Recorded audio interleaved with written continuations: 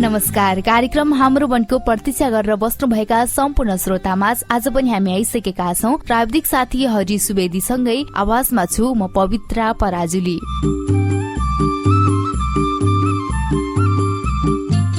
हाम्रो वन कार्यक्रम तपाई विजय एफएम 101.6 एसी समय सुन्न सक्नुहुन्छ। अबको आधा घण्टा हामी तपाई सँगै रहनेछौं। कार्यक्रममा हामी वन र पर्यावरणसँग केन्द्रित रहेर विभिन्न विषयवस्तुमाथि चर्चा अनि परिचर्चा गर्ने गर्छौं। कार्यक्रमको आजको अंकमा भने हामीसँग सहकार्य गरेको छ जयश्री सामुदायिक वन उपभोक्ता समूहले। कार्यक्रमको आजको अंकमा भने हामी जयश्री सामुदायिक वन उपभोक्ता समूहका कोषाध्यक्ष दिनेश नेउपानेसँग नै कुराकानी गर्नेछौं। यही पुस 5 गतेबाट जयश्री सामुदायिक वनको साधारण सभा शुरू भएको छ भने 25 गते अधिवेशन गर्दैछ। आज हामी यिनी विषयमा नै केन्द्रित रहेर कुराकानी गर्नेछौं। सामुदायिक वनले यो वर्षलाई कसरी समीक्षा गर्दैछ त हामी यी विविध विषयमा केन्द्रित रहेर वनका कोषाध्यक्ष दिनेश नेउपानेसँग कुराकानी गर्नेछौं। लागौं है त उहाँलाई कार्यक्रममा स्वागत गर्नतर्फ नै।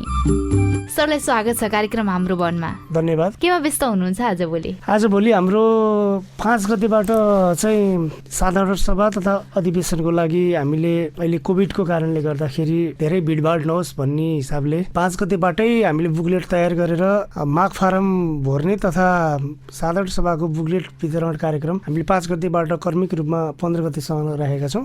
त्यसैमा व्यस्त। के गर्नुहुन्छ यो बीचमा चाहिँ? यो बीचमा हामीले उपभोक्ताहरूलाई आवश्यक परेको काठको माग फारम भर्ने काम हुन्छ, भइरहेको छ। त्यसपछि हामीले ती उपभोक्ताहरूले हाम्रो माइनेटमा सही गर्ने अनि हामीले अहिलेसम्म गरेको वार्षिक प्रतिवेदनको किताब हामीले वितरण गरिरहेका छौँ। त्यो किताबको पछाडिपट्टि एउटा नोट भन्ने सादा पेपर पनि दिएका छौँ खाली। त्यसमा उहाँहरूले त्यसमा अध्ययन गरेर आफूलाई लागेका कुराहरू जिज्ञासाहरू लेखेर सामुदायिक वनमा लिएर आएर दिने समय पनि राखेका छौँ 25 गतेभित्र उहाँहरूले बुझाउनुहुन्छ। र 25 गते नै अधिवेशन तोकेका छौँ हामीले। जुन उपभोक्ताहरू मध्येबाट सामुदायिक वन चलाउने, सामुदायिक वनमा सेवा गर्ने इच्छा भएका उपभोक्ताहरू मध्येबाट आएर नोमिनेसन पनि गर्न सक्नुहुन्छ। त्यहाँ आफूले कसैलाई साथ समर्थन गर्नको लागि आउन पनि सक्नुहुन्छ। यो गर्दाखेरि भिडभाड कम हुने कारणले गर्दा र घरमा सबै किताबहरू अरू साधारण सभा अधिवेशनकै दिनमा किताब बाँड्ने, त्यो एउटा किताब कतिखेर अध्ययन गर्ने कतिखेर आफ्नो कुरा राख्ने त्यो अवसर पनि नहुने भएको भएर यो कोभिडको कारणले हामीले यो गर्न लागेकोले उपभोक्ताहरूले किताबको राम्ररी घरमा बसेर अध्ययन गरेर त्यसमा लागेका कुराहरू आफूले व्यक्त गर्न अवसर पनि मिलेको छ। काठमाग फारम पनि खोलाइरहेका छौँ भन्नुभयो। यो भर्नको लागि चाहिँ के गर्नुपर्छ? उपभोक्ताहरूको आफ्नो सदस्यता कार्ड रिन्यू हुनु पर्यो। साउन मसान्तमा रिन्यू भएको छैन भने अहिले रिन्यू गर्ने। प्रत्येक वर्षको 20 रुपियाँ लाग्छ रिन्यूको। अनि माग फारम भरेको 20 रुपियाँ रकम लाग्छ। त्यसरी माग फारम भर्न सकिन्छ। र यो माग फारम उपभोक्ताहरूले भरेकोलाई काठ वितरण गर्ने बेला फेरि अनुगमन समिति आउँछ र कुनलाई नयाँ घर बनाउन लागेको हो कि तलाथप हो कि आवश्यक हो कि होइन अनुगमन गरेर अनि काठ वितरण गर्ने काम। कतिसम्म पाउनुहुन्छ उपभोक्ताहरूले काठ? तपाईँको मर्मतलाई 4-5 किफिट अनि अब तलामा थप्न लागेकोलाई 15 किफिट, भइदेखि बनाउन लागेकोलाई 20 किफिट, त्यो अवस्था हेरेर पाउँछ।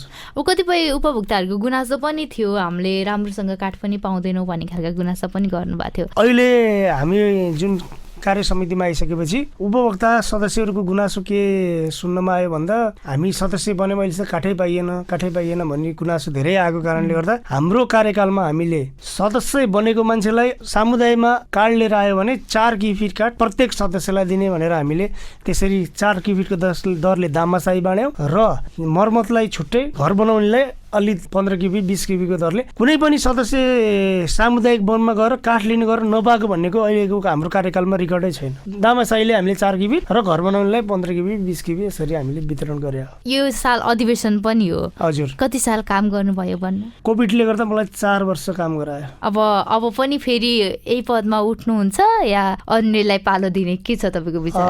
मेरो नउठ्ने विचार छ। किन भन्दा मभन्दा क्षमतावान साथीहरू अरू पनि हुन सक्नुहुन्छ। एउटा चामल, त्यही चामल घरमा श्रीमान श्रीमती छोरछोरीले पकाउँदाखेरि उही चामल उही पानी उही ग्यास फरक स्वाद हुन्छ। त्यस्तै अब हामीले 3-4 वर्ष काम गरियो, कतिको परिवर्तन गर्न सकियो सकिएन त्यो अब समुदायले मूल्याङ्कन गर्ने कुरा र मभन्दा खुबीवान अरूको साथी आएर नि काम गर्ने अवसर अब मैले सधैँभरि मेरै प्या हो भने जसरी म आफै त्यहाँ बसिराखेर अर्को साथीको क्षमता चाहिँ लुक्न सक्छ। त्यही भएर म अहिले चाहिँ अर्को साथीलाई मौका दिनको लागि पनि म चाहिँ सामुदायिक वनमा नजाने निर्णय। अब 4 वर्षसम्म कोषाध्यक्ष पदमा बसेर कार्यभार सम्हाल्नु भयो, अनुभव सुनाउ न, कस्तो रह्यो वनमा बसेर काम गर्दै गर्दाखेरि? वनमा बसेर काम गर्दै गर्दा आत्मगौरव चाहिँ हुने कामहरू हामीले गरेका छौँ। जस्तै अहिले हामीले जयश्रीबाट होमनाथ घिमिरे स्मृति वातावरण मैत्री बाल उद्यानको पनि निर्माण गरेका छौँ। अहिले हामीले प्रत्येक पिकनिक जाने उपभोक्ताहरू र बाहिरी मान्छेहरूको लागि पनि एउटा स्टल बराबर 500 रुपियाँ र पर व्यक्तिभित्र प्रवेश गरेको 10 रुपियाँ शुल्क लिएर हाम्रो पुरै कम्पाउन्ड गरेर 10.5 बिघा जग्गामा बत्ती पानी टहराहरूको व्यवस्था गरेर हामीले सञ्चालन गरेका छौँ। हिजोको दिनमा हामीहरू नै पिकनिक जानु पर्दाखेरि टाढा जानुपर्ने स्थिति थियो भने अहिले आफ्नै घर छेउमा आनन्द वातावरणमा सुरक्षित वातावरणमा हामी पिकनिक जान पाएका छौँ। अरू साथीहरू पनि पाएका छन्। घाट गद्दीहरू निर्माण गर्नेदेखि लिएर फायर लाइन जङ्गलहरूमा खोल्नेदेखि लिएर जङ्गल तार जाली गर्नेदेखि लिएर हामीले अहिले जति पनि काम गरेका छौँ हामीलाई चाहिँ आनन्द गौरव लागेको छ। हाम्रो ठाउँ पनि अहिले केही परिवर्तन भएको छ, त्यसले गर्दाखेरि खुसी नै महसुस भएको छ र आनन्द पनि लागिरहेको छ। अन्य संस्थामा बसेर काम गर्न र वनमा बसेर काम गर्न चाहिँ के फरक पाउनु भयो? अन्य संस्थामा भनेको तपाईँको एउटा नीति निर्माण गरिदिएर समितिमा मिटिङहरूमा जाने नीति निर्माण गरिदिए पुग्छ भने सामुदायिक वनमा साँच्चै नै हामी 12 बजे 1 बजे 2 बजे पनि जङ्गलमा गएका छौँ। कहिले तस्करी लागेको हुन्छ त्यतिखेर जानुपर्छ, कहिले डडेलो लागेको हुन्छ, कहिले के हुन्छ। यो अलि फरक ठाउँ हो जुन वनले हामीलाई साँच्चै काठ दाउरा भन्दा पनि बाहेक हामीलाई अक्सिजन प्रवाह गरेर जुन किसिमको फाइदा दिन्छ। यो वनको महत्त्व भनेको छुट्टै छ। यसमा काम गर्दा नि आनन्द हुन्छ र यसमा अरू संस्थाहरूमा काम गर्नुभन्दा अलिक गाह्रो पनि हुन्छ। गाह्रो चाहिँ किन भन्दा यसमा रात बिहान भन्न पाइएन, समूह उकालो भन्न पाइएन। हामीले लगाएको एउटा करेसाबारी त संरक्षण गर्न गाह्रो हुन्छ। यत्रो सामुदायिक वन जङ्गल जहाँ तपाईँको चाहिँ चराचुरुङ्गी जङ्गली जनावरहरूदेखि लिएर काठहरू हुन्छ, त्यसको संरक्षण गर्नु भनेको त सानो कुरो छैन, चुनौतीकै कुरो छ।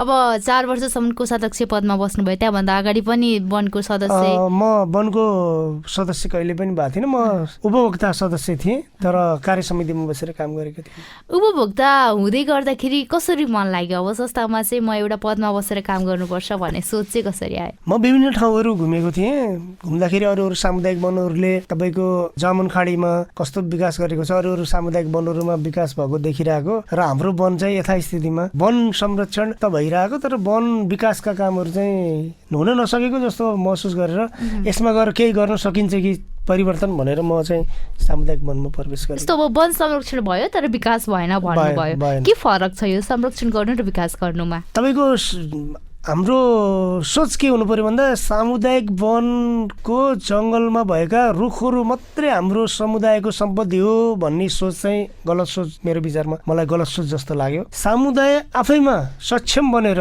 अरू बाह्य आम्दानीहरूबाट पनि भोलि रुख काट्न नपाएको अवस्थामा जङ्गल संरक्षण गर्न सकिराखिने किसिमको वातावरण यहाँ सिर्जना गर्नुपर्छ भन्ने मेरो मान्यता थियो। के गर्नुभयो अब यो विकासतर्फ चाहिँ? हामीहरूले अब जङ्गलमा त्यही बाल उद्यान निर्माण गरियो, पुरै जङ्गल तारजाली गर्ने काम गरियो। आगो लागि भएको बेलामा तपाईँको दमकलसम्म पनि जङ्गलमा लान सकिने किसिमले फायर लाइनको सुरुवात गरियो, फायर लाइन बनाइयो। त्यसपछि गएर ओइलानी र बस्ती र जङ्गलको बिचमा हामीले कुखुरे जाली लगाएर चाहिँ त्यसलाई कम्पाउन्ड गर्ने काम गरियो जङ्गललाई। अब जङ्गलमा ट्र्याक्टरहरू किन्नेदेखि लिएर यस्तो किसिमको ट्र्याक्टर समुदायलाई आफै सक्षम बनाउने तर्फ हामीले चाहिँ अगाडि बढायौँ। भनेको यो ओइलानी जग्गा र वनको जग्गा छुट्याउनु भयो भन्नाले जङ्गललाई हामीले पुरै ओइलानी जग्गा त होइन, जङ्गल र बस्तीको सीमामा हामीले कुखुरे जाली लगाएर हाम्रो यो मौलाकालिका सामुदायिक वनदेखि नन्दन सामुदायिक वनको सीमासम्म हामीले तल्लो बस्ती बसेको पाखोमा पुरै हामीले त्यसरी चाहिँ तडबन्धन। किन ताजे त्यसरी तारबार गर्नु? त्यो लगाउँदै गर्दाखेरि जङ्गलका जङ्गली जनावरहरू पनि बस्तीमा सजिलै रूपमा आउन नसक्ने र त्यहाँका बालीलाई नष्ट नगर्ने र हाम्रो बस्तीमा भएका मान्छेहरूले अतिक्रमण गरेर जङ्गललाई चाहिँ क्याप्चर गर्ने क्रम पनि घट्ने जस्तो अनुभव गरेर हामीले त्यसलाई त्यसरी कम्पाउन्ड गर्ने काम। अहिले पनि अतिक्रमण गर्ने बस्ने छ अहिले त रोकिएछ। कति समय अगाडिसम्म थियो यो चाहिँ? कर्मिक रूपमा हात 2 हात 3 हात 4 हात गरेर पेल्ने क्रम चाहिँ लगभग हाम्रो समिति आउनुभन्दा पहिलासम्म पेलिरहेको थियो। जाली नलाउँदासम्म, बार नलाउँदासम्म पेल्ने काम भइरहेको थियो। रुख काट्ने अनि घर बसाल्ने, रुख मार्ने अनि रुख ढल्छ, त्यहाँपछि सानो बुटाहरू ढल्छन् अनि सार्दै लाने। यो बालुदान चाहिँ कहाँ बनाउनु भएको छ? हामीले यो जयश्री सामुदायिक वनकै तात्रीवास भन्ने वार्ड नम्बर 3 मा पर्छ। तात्रीवास भन्ने ठाउँमा जयश्री खोलाकै काखमा चुनपोले पाखो भन्ने ठाउँमा हामीले होमनाथ घिमिरे स्मृति वातावरण मैत्री बालुदान भनेर निर्माण गरेका छौँ। यो चाहिँ किन निर्माण गर्नुभयो? त्यही ठाउँमा चाहिँ बालुदान यो हामीले त्यही ठाउँमा गर्नुको अर्थ के हो भन्दा त्यो ठाउँमा पानीको प्रशस्त स्रोत भएको, चिसो वातावरण। तपाईँको गर्मी महिनामा तपाईँहरूको पिकनिक जाँदाखेरि गर्मीको अनुभव कसैलाई नै हुन्न। त्यही कारणले गर्दाखेरि हामीले त्यो ठाउँलाई अलिकति जङ्गलको बिचमा छ। अलिकति जङ्गल, जस्ट 200 मिटर, 100-150 मिटर जङ्गल कट्ने, तर जङ्गल होइन। फेरि पहिला बस्ती बसेर त्यहाँको बस्ती खाली गरेको ठाउँ हो। 150 मिटर मात्रै जङ्गलभित्र पनि, तर त्यो हामीले बनाएको पार्क चाहिँ जङ्गल चाहिँ होइन, तर अहिले जङ्गलकै रूपमा हामीले संरक्षण गरेका छौँ। त्यहाँ सुन्तलाका बिरुवाहरू, कागतीका बिरुवाहरू, तपाईँको हर्बहरू, अमला, तेजपत्ताहरू सबै रोपेर त्यहाँ संरक्षित।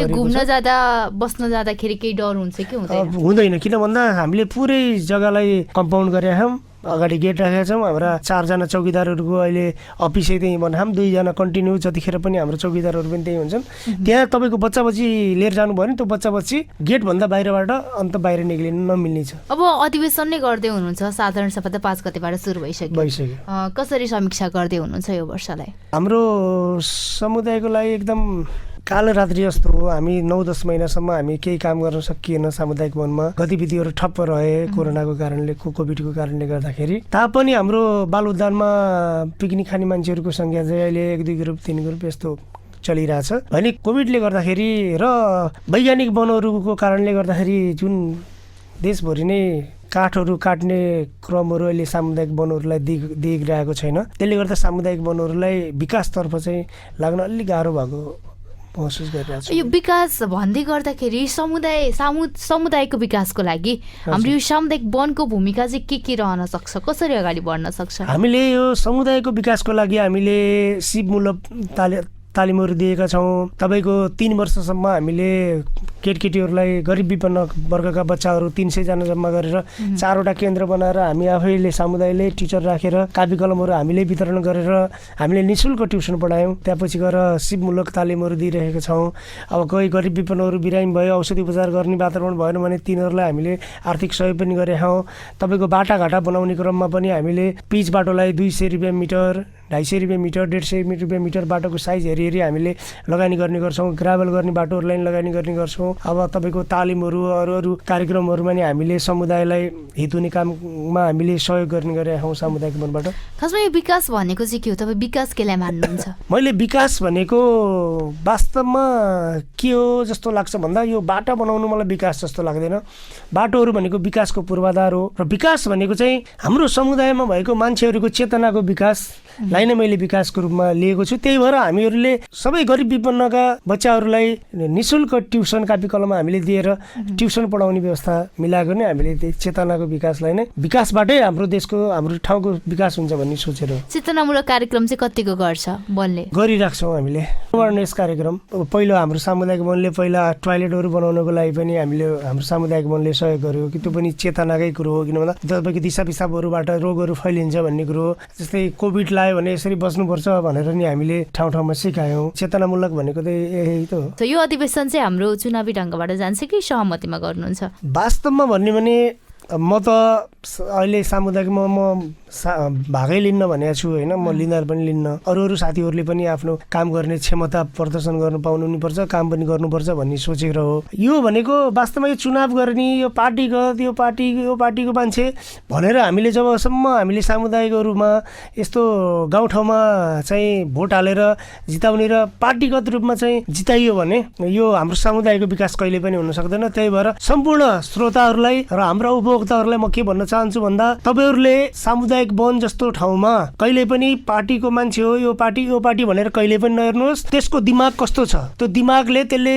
चाहिँ हाम्रो समुदायको विकास गर्न सक्छ कि सक्दैन, समुदायको हितको लागि हिँड्छ कि हिँड्दैन, त्यो छुट्याउनुहोस्। र भोलि चुनावै भयो भने पनि मतदान गर्ने बेला हित अहित गर्ने मान्छे छुट्याउनुहोस्। तपाईँको यो पार्टी ऊ पार्टी, यो जात ऊ जात भनेर नछुटाउनुहोस् भन्न चाहन्छु। सामुदायिक वनमा चाहिँ कसरी अगाडि बढ्नु गर्नुपर्छ। त्यहाँका सदस्यहरू, हाम्रो सञ्चालक समिति र उपभोक्ताहरूको चाहिँ कस्तो खालको भूमिका हुन्छ? त्यहाँको सञ्चालक समिति हाम्रो उपभोक्ताहरू बीच कस्तो चाहिँ हुन्छ भन्दाखेरि त्यहाँ जाने समितिले म उपभोक्ताको र यो सामुदायिक वनको संरक्षणको लागि र उपभोक्ताहरूको हितको लागि गएको हो भनेर सोचेर वन र उपभोक्ताको हितमा लागियो भने कहिले पनि नराम्रो हुँदैन र लाग्न त्यसरी नै पर्छ। उपभोक्ताको भूमिका के हुन्छ? उपभोक्ताको भूमिका भनेको राम्रो कदममा समितिलाई नै साथ दिनु अति आवश्यक छ।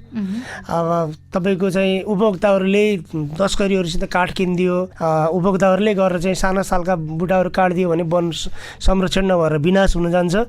त्यही भएर तपाईँहरू समिति त एउटा बाहना मात्रै हो, त्यहाँ बस्ने वन संरक्षण गर्ने भनेको सबै उपभोक्ताहरूले हो। हुन्छ, हामी कार्यक्रम हाम्रो वनको अन्तिमतिर छौँ, के भन्न चाहनुहुन्छ अन्त्यमा? अन्तिममा त 4 वर्षसम्म मैले त्यहाँ काम गर्ने मौका दिनुभयो, त्यसको लागि सबै उपभोक्ताहरूलाई धन्यवाद दिन चाहन्छु। र आगामी निर्वाचन 25 गते हुँदैछ, यसको लागि पनि तपाईँहरूले सक्षम मान्छे भोटिङ गर्नु पर्यो भने यो पार्टी ऊ पार्टी भनेर नछान्दिनु होला, सक्षम मान्छेलाई छान्नु होला। अर्को कार्य समितिमा अर्को साथीको लागि चाहिँ काम गर्ने अवसर मिलोस् भन्नको लागि म बाहिर बस्दैछु, म चुनावमा उठ्दिनँ, म सहमतिमा पनि म जान्न, त्यहाँ यही भन्न चाहन्छु। हस्, धन्यवाद। हुन्छ, हजुरको अमूल्य समय दिएर हामीसँग कुराकानी गरिदिनु भयो, तपाईँलाई पनि धेरै धेरै धन्यवाद छ। हस्, धन्यवाद विजय एफएमलाई र बहिनीलाई पनि। श्रोता, तपाईँले विजय एफएम 101.6 कार्यक्रम हाम्रो वन सुन्दै हुनुहुन्छ। कार्यक्रममा रहेर हामीले यतिन्चेर कुराकानी गर्यौं जयश्री सामुदायिक वन उपभोक्ता समूहका कोषाध्यक्ष दिनेश नेउपानेसँग। कार्यक्रममा अब भने ढिला नगरिकन लागौं जयश्री सामुदायिक वन उपभोक्ता समूहको आफ्नै कुरा सुन्नतर्फ नै। जयश्री सामुदायिक वन उपभोक्ता समूह नेपालको मध्य भागमा पवित्र तीर्थस्थल देवघाट र नारायणी नदीको काखमा अवस्थित नेपालको अहिलेसम्मकै ठूलो पूर्व पश्चिम राजमार्गको शिलान्यास भएको स्थल, अत्यन्तै धार्मिक मौलाकालिका मन्दिर रहेको, विभिन्न सङ्घ संस्थाहरू भरिपूर्ण सहकारी ग्रामको रूपमा परिचित साबिक नवलपरासीको पूर्वी भाग नवलपुरको सुन्दर नगरी गैंडाकोटमा अवस्थित छ। नेपालमा वन ऐन 2049 र वन नियमावली 2051 आए पश्चात देशभरि सामुदायिक वनको अवधारणाले 2052 साल फागुन 26 गतेका दिन एक भेलाको आयोजना गरिएको थियो। उक्त भेलाले जंगललाई संरक्षण गर्ने उद्देश्यले समुदायको नामाकरण, सीमा, उपभोक्ता समिति गठन गर्नका साथै कार्य समिति गठन भइरहेका चोरी तस्करीहरूलाई न्यूनीकरण गर्ने र अतिक्रमणलाई हटाउन सफल रह्यो। फलस्वरूप आज जंगल हराभरा बनाउन सफल भएको छ। जयश्री सामुदायिक वन उपभोक्ता समूह विक्रमसम्म 2063 साल माघ 19 गते जिल्ला वन कार्यालय नवलपरासीबाट कार्ययोजना स्वीकृत गर्दै समूहलाई हस्तान्तरण गर्दै कानुनी वैधता प्राप्त गरेको थियो। सामुदायिक वन क्षेत्र समुद्र सतहदेखि करिब 200 मिटरदेखि झण्डै 500 मिटरसम्मको उचाइमा रहेको छ। यसको जनघनत्व 542 जना प्रति वर्ग किमी रहेको छ। जयश्री सामुदायिक वनको झण्डै 80% भूभाग भिरालो जमिन रहेको छ। यसै गरी यस क्षेत्रमा 70% सालजातका रुख बिरुवा भएको प्राकृतिक वन हो। हाल यस जंगलमा बाघ, भालु, बाँदर, मयूर, बँदेल, मृग, खरायो, दुम्सी लगायतका जनावर पाउनुका साथै विभिन्न प्रजातिका चराचुरुङ्गी रहेका छन्। यस समुदायले 497.96 हेक्टर जमिन ओगट्नका साथै हाल समुदायमा 2355 जना उपभोक्ता सदस्यहरू रहेका छन्। पहिलो 8 वर्षीय कार्ययोजना समाप्ति भई पुनः आर्थिक वर्ष 71-72 मा 10 वर्षीय व्यवस्थापन कार्ययोजना पहिलो नवीकरण भएको हो। जयश्री सामुदायिक वन उपभोक्ता समूहले गर्दै आएको वन संरक्षण, सम्वर्धन जस्ता कार्यहरूदेखि सन्तोष र प्रभावित भई विश्व वातावरण दिवसको उपलक्ष्यमा राष्ट्रिय पुरस्कारबाट पुरस्कृत एवं सम्मानित भएको छ। त्यसैगरी नवलपरासी जिल्ला वन कार्यालयबाट उत्कृष्ट सामुदायिक वन पुरस्कारबाट पुरस्कृत एवं सम्मानित भइसकेको छ। बढ्दो जनसङ्ख्या चापका कारण वन अतिक्रमण हुन सक्ने सम्भावनालाई मध्यनजर गरी वडा नम्बर 1 को मौलाकाली सामुदायिक वन उपभोक्ता समूहको सिमाना धारापानीदेखि वार्ड नम्बर 3 को पाङ्ग्रेखोला रातामाटा डाँडासम्म करिब 5 किमी सिमानामा तारजाली लगाई वन अतिक्रमणलाई रोक्न सफल भएको छ। त्यसैगरी समूहको कार्यालय भवन रहेको ठाउँमा सञ्चालनमा रहेको घाटगद्दी स्थल साँगुरो भई समुदायका लागि राखिने काठदाउरा राख्न अप्ठ्यारो हुन गई सहज रूपबाट बिक्री वितरण गर्न समस्या पर्न गएको हुँदा रानीताल तुलडाँडा क्षेत्रको खाली जमिनमा तारजाली गेटको प्रबन्ध मिलाई जमिन समय घाटगद्दी निर्माण गरी सदुपयोग काठदाउरा राख्न सुरु गरेको छ। पूर्वमा सानाधारा गैडाकोट 1 हुँदै मौलाकाली सामुदायिक वनको सिमाना, पश्चिममा पाङ्ग्रे खोला रातोमाटा डाँडा हुँदै सानो छथुम पानी ढल र नन्दन सामुदायिक वन उपभोक्ता समूहको सिमाना, उत्तरमा सानो छथुम पानी ढाले क्षेत्र मूलडाँडा हुँदै जुक्ती खोला देउराली सामुदायिक वनको सिमाना र दक्षिणमा वडा नम्बर 1, 3 र 4 को आबादी जग्गामा फैलिएको छ। जयश्री सामुदायिक वन उपभोक्ता समूहले वृक्षारोपण, झाडी सफाई, गोडमेल जस्ता व्यवस्थापनका कार्यहरू कार्य समिति र वन हेरालुको निरीक्षणमा प्रतिवर्ष उपभोक्ता परिचालन गरेर र समूहको कोषबाट रकम खर्च गरेर व्यवस्थापन गर्ने गरेको छ। त्यसै गरेर सामाजिक रूपमा हुने शुभ कार्यक्रम तथा दाह संस्कारका लागि सशुल्क वा निशुल्क दाउरा सम्भव भएसम्म उपलब्ध गराउँदै आइरहेको छ। वर्षेनी लाग्ने डढेलो नियन्त्रणका लागि फायरलाइन ट्र्याक निर्माण गर्ने काम गर्ने गर्छ, जसले अग्नि नियन्त्रणलाई ठूलो सहयोग पुगेको छ। डढेलो लाग्ने समय पूर्व नै अग्निरेखा सरसफाई गर्ने गरिएको छ। श्रोता, कार्यक्रम हाम्रो वनमा यतिन्जेल हामीले प्रस्तुत गर्यौं जयश्री सामुदायिक वन उपभोक्ता समूहको आफ्नै कुरा। कार्यक्रममा यिनै सामग्री प्रस्तुत गर्दा गर्दै अब भने हामी कार्यक्रमको अन्त्यतिर आइसक्यौं। तपाईलाई कार्यक्रम कस्तो लाग्यो? केही सुझाव, सल्लाह र प्रतिक्रिया पठाउन चाहनुहुन्छ भने कार्यालय समयमा टेलिफोन नम्बर 078 50 14 04 र 078 50 14 03 मा फोन गर्न भने नभुल्नुहोला। सँगै तपाईले विजय एफएम को आधिकारिक फेसबुक पेजमा गरिएको लाइभमा पनि कमेन्ट गर्न सक्नुहुनेछ।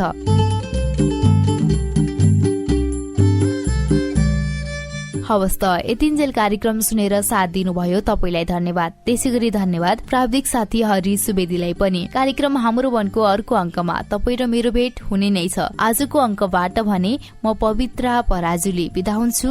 नमस्कार। तपाईको यो साता शुभ रहोस्।